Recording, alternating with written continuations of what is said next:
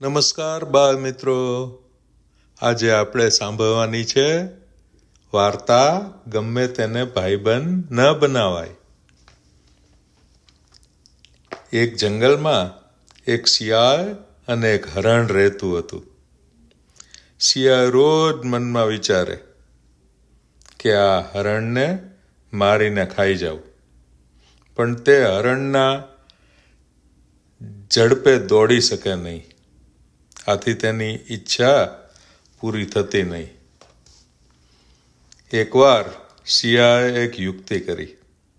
હરણના જવા આવવાના રસ્તે બેસીને ધ્રુસકે ધ્રુસકે રડવા માંડ્યું. હરણે શિયાળને રડતું જોયું. એણે શિયાળને રડવાનું કારણ પૂછ્યું. શિયાળ કહે, મારે કોઈ ભાઈબંધ નથી, હું એકલો કેવી રીતે જીવું? મારે હવે નદીમાં ડૂબી મરવું છે. હરણને શિયાળ પર દયા આવી. તે શિયાળને કહે, મરી ગયા પછી ભાઈબંધ કેવી રીતે મળવાનો? જીવીશ તો ભાઈબંધ મળશે ને? કોઈ ન હોય તો આજથી હું તારો ભાઈબંધ, બસ. શિયાળની યુક્તિ સફળ થઈ. પછી તો હરણ અને શિયાળ સાથે સાથે ફરવા લાગ્યા. એ જંગલમાં એક કાગડો હરણનો મિત્ર હતો. એણે હરણને શિયાળ સાથે જતું જોઈને પૂછ્યું, દોસ્ત, તારી સાથે આ નવું કોણ છે?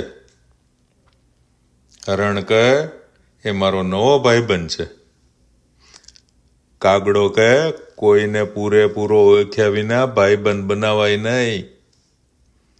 આ સાંભળી શિયાળે કહ્યું, કાગડાભાઈ, ભાઈબંધ થયા પછી જ એકબીજાને ઓળખીએ. શું તમે પહેલા હરણને ઓળખતા હતા?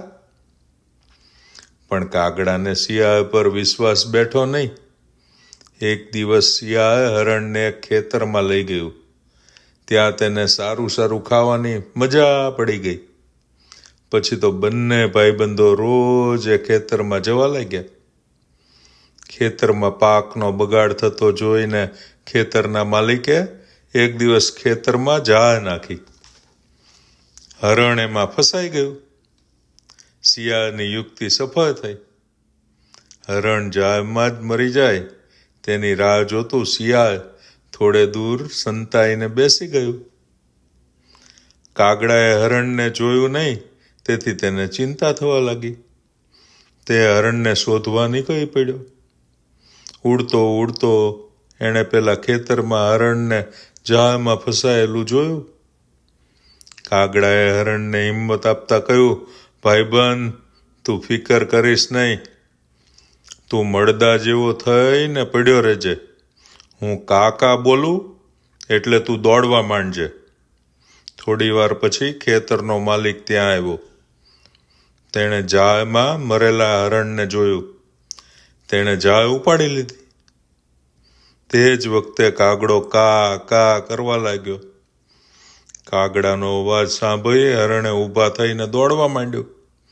ખેતરના માલિકે આ જોયું એટલે તેને હાથમાંની લાકડી હરણ ઉપર ફેંકી. પણ હરણ દૂર નીકળી ગયું હતું એટલે બચી ગયું. શિયાળ બાજુમાં જ સંતાઈને બેઠું હતું. હરણ ભાગ્યું એટલે શિયાળ પણ ભાગવા માંડ્યું. ત્યાં તો ખેડૂતની લાકડી વાગી અને શિયાળના ત્યાં ને ત્યાં જ રામ રમી ગયા. પછી તો હરણ અને કાગડાએ ખાધું પીધું ને મોજ કરી.